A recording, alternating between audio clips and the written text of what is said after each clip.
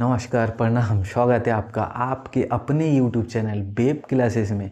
तो babe class आपके लिए लेकर आए हैं क्लास 12 बोर्ड फिजिक्स से related most important question series.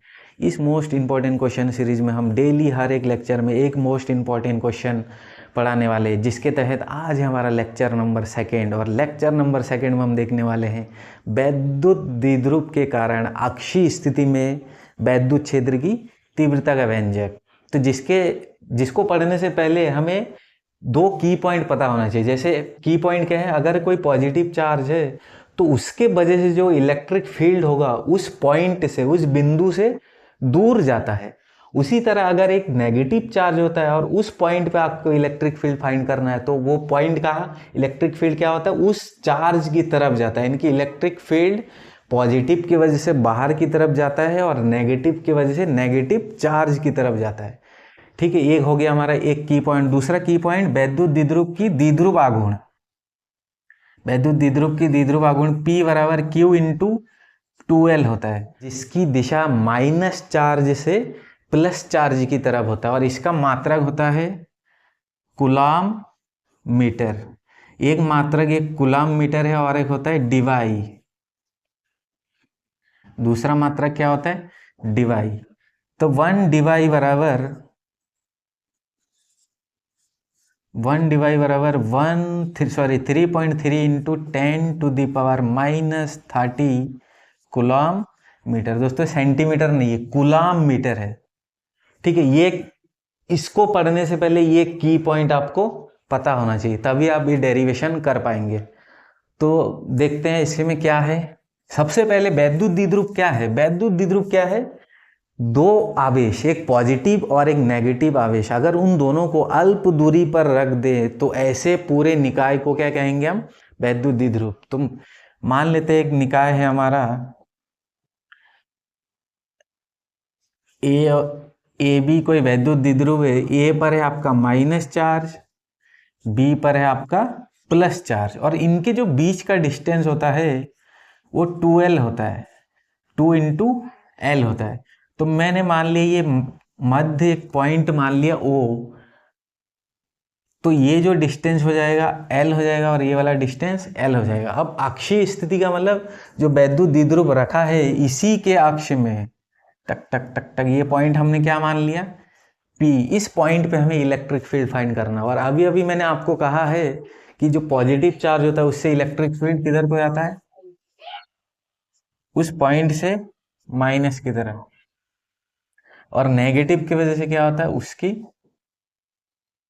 तरफ। तो पॉजिटिव की वजह से मैंने E1 लिया और नेगेटिव की वजह से E2 लिया। अब डिस्टेंस फाइंड करेंगे। ये मध्य बिंदु से R डिस्टेंस में P पॉइंट है। अब प्लस Q से यहाँ तक का डिस्टेंस क्या हो जाएगा, देखिए ये टोटल डिस्टेंस R हो गया। इसमें से अगर आप L को माइनस करोगे तो R माइनस L, ये कौन सा डिस्टेंस आ गया, प्लस Q से। उसी तरह माइनस Q से डिस्टेंस फाइंड कर लेंगे। देखिए ये दूरी R है, उसमें L जोड़ दोगे तो क्या आ जाएगा आपका, R प्लस L।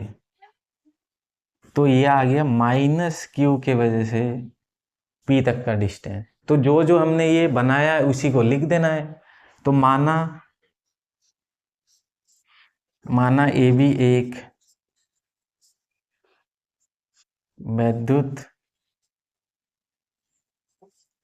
द्विध्रुव है जो माइनस Q व प्लस Q से मिलकर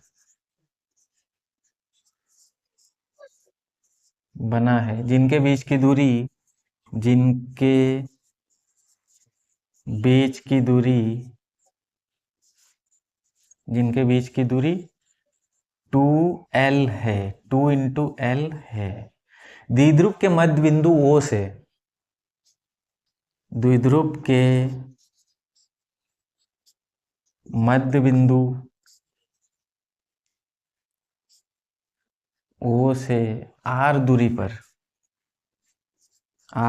पर कोई बिंदु P है, कोई बिंदु P है जिस पर वैद्युत क्षेत्र की तीव्रता ज्ञात करनी है। ये हो गया, जो आपने बनाया उसी को लिख देना है, बस रटना नहीं है इस चीज़ को, जो आपने बनाया उसी चीज़ को लिख देना है, ठीक है। तो ये हमने इसके बारे में लिख दिया, वैद्युत द्विध्रुव के बारे में। अब देखिए एक एक करके निकाल लेंगे। सबसे पहले पॉजिटिव चार्ज की वजह से बिंदु P पर, तो प्लस Q आवेश के कारण बिंदु P पर वैद्युत क्षेत्र की तीव्रता। तो इसके लिए हम क्या माना था, E1, तो E1 बराबर क्या, 1/4πε0 Q है। और Q से ये जो पॉजिटिव चार्ज है, Q से यहाँ तक के डिस्टेंस क्या लेंगे आप, देखिए BP है, BP का स्क्वायर, और इसका डायरेक्शन किधर को है, देखो B से P की ओर। तो BP कितना है, BP आप देख लीजिए R-L है, तो 1/4πε0 Q/R-L का स्क्वायर, जिसकी दिशा किधर को है, B से P की ओर। ये हो गया समीकरण फर्स्ट। उसी तरह माइनस Q आवेश के कारण हम निकालेंगे, माइनस Q आवेश के कारण बिंदु P पर वैद्युत क्षेत्र की तीव्रता, ये क्या हो जाएगा आपका, E2 बराबर 1/4πε0 Q/, डिस्टेंस क्या है यहां से यहां तक का डिस्टेंस, AP क्या है, AP, तो AP का स्क्वायर। अब AP कितना है आप देख सकते हो, डायग्राम में देखिए 1/4πε0, ये चार्ज हो गया Q, और ये डिस्टेंस कितना हो गया, AP का डिस्टेंस कितना है, R+L, तो R+L का स्क्वायर। इसकी दिशा किधर को है, P से A की ओर। ये समीकरण सेकंड। आप देख सकते दोस्तों, ये पहला जो पॉजिटिव चार्ज है इस पॉइंट के करीब, यानी कि ये पास, यानी कि E1 ज्यादा है और E2 कम है। तो क्या करेंगे, अतः बिंदु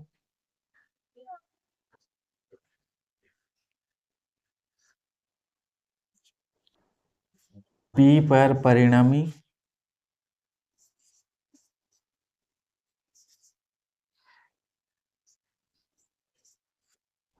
तीव्रता, इसमें परिणामी तीव्रता कैसे फाइंड करोगे, E1 is greater than E2, क्योंकि जो E1 है वो प्लस चार्ज की वजह से, और प्लस चार्ज P बिंदु के पास है, ये डिस्टेंस कम है, यानी कि इसके वजह से जो इलेक्ट्रिक फील्ड होगा वो ज़्यादा होगा, और माइनस Q की वजह से जो इलेक्ट्रिक फील्ड होगा वो कम होगा। तो आपका net electric field E is equal to क्या आ जाएगा, E1 माइनस E2। E1 और E2 का मान रख देते हैं, 1/4πε0 Q/R-L का होल स्क्वायर। यहाँ क्या आ जाएगा, 1/4πε0 Q/R+L का होल स्क्वायर। देखिए कॉमन क्या क्या आ रहा है आपका, इसका जो दिशा है नेट इलेक्ट्रिक फील्ड का दिशा किधर को होगा, जिधर पॉजिटिव चार्ज की वजह से, यानी कि E1 की दिशा में ही नेट इलेक्ट्रिक फील्ड की दिशा होगी। तो E इज इक्वल टू, जो कॉमन है वो बाहर कर दो, Q भी कॉमन है आपका, 1/4πε0 भी, तो अंदर क्या बच रहा है, 1/R-L का होल स्क्वायर। यहाँ क्या बच रहा है, R+L का होल स्क्वायर, ठीक है। यहाँ पे एलसीएम लेंगे, क्या आ जाएगा एलसीएम आपका, नीचे एलसीएम आ जाएगा R-L का होल स्क्वायर, और इधर R+L का होल स्क्वायर, इससे इधर को मल्टीप्लाई कर दो, तो R+L का होल स्क्वायर, इधर R-L का होल स्क्वायर का फॉर्मूला ओपन करो तो क्या आता है, ये हो जाएगा R² + L² + 2 R into L, इसमें माइनस लगाएंगे R square plus L square minus 2RL। और नीचे देख सकते ए प्लस बी और ए माइनस बी है यहाँ पे, तो इसको क्या लिख सकते हो, R square minus L square पूरे का स्क्वायर, क्योंकि दोनों में ऑलरेडी देखिए स्क्वायर है, इसमें भी स्क्वायर है इसमें भी स्क्वायर है, इसलिए R square minus L square और पूरे का स्क्वायर हो गया। अब इसमें क्या करेंगे, माइनस को ब्रैकेट के साथ ओपन करके भेजेंगे, R square plus L square plus 2RL minus, देखिए ये माइनस प्लस हो जाएगा, माइनस का R square minus plus minus का एल स्क्वायर, और ये माइनस और माइनस प्लस का 2R इंटू एल। अब देखिए दोस्तों कट्टम कुट्टा खेलेंगे, क्या हो जाएगा, ये आपका पॉजिटिव 4R स्क्वायर, ये माइनस का इससे कैंसिल हो गया, एल स्क्वायर से माइनस का एल स्क्वायर कैंसिल हो गया, 2RL और 2RL क्या बचेगा आपका 4RL, तो 1/4 पे एप्सिलॉन नॉट, ऊपर बचा आपका 4RL और नीचे क्या बच रहा है R square minus L square की पावर 2। देखिए एक चीज़ है, जैसे ही ये डिस्टेंस होता है ना, जो 12 है ये बहुत ही कम होता है, बहुत छोटा होता है, जिसके और आर क्या है, ये दूरी बहुत ज़्यादा बड़ा है, तो आप ये लिख सकते हो, we know that L is much much less than R, therefore जो एल स्क्वायर है ये इतना छोटा है कि उसको आप नेग्लेक्ट कर सकते हो, यानी कि एल स्क्वायर की जगह आप क्या लिख सकते हो 0, और ऊपर देखिए इसको थोड़ा सा सेपरेट करके लिखेंगे 1/4 पे एप्सिलॉन नॉट, ये जो 4 है इसको मैं 2 इंटू 2QRL, और नीचे क्या करेंगे एल स्क्वायर नेग्लेक्ट हो गया, तो एल स्क्वायर नेग्लेक्ट और आर स्क्वायर, और पूरे की पावर 2 है तो आर की पावर 4 हो गया, एक आर से इसका एक खोपड़ी उड़ जाएगा, तो क्या बचेगा 1/4 पे एप्सिलॉन नॉट 2, इसको कैसे लिख सकते Q इंटू 2L, और एक आर से एक आर कट गया, तो क्या बचा आपका R3। और आप सबको पता होना चाहिए, अभी अभी मैंने की पॉइंट में कहा है, जो वैद्युत द्विध्रुव आघूर्ण होता है उसकी वैल्यू क्या होता है, P = Q इंटू 2L, तो इसके जगह आप क्या लिख सकते हो 1/4 पे epsilon not 2P/R3।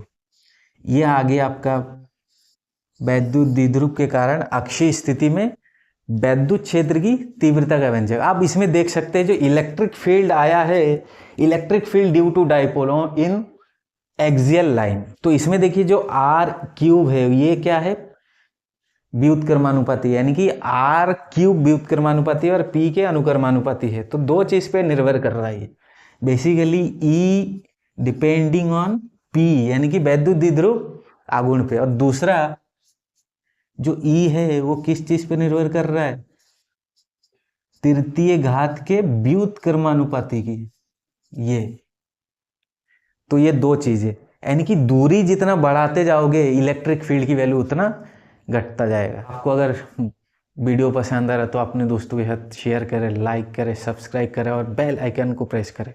Thank you so much, God bless you all.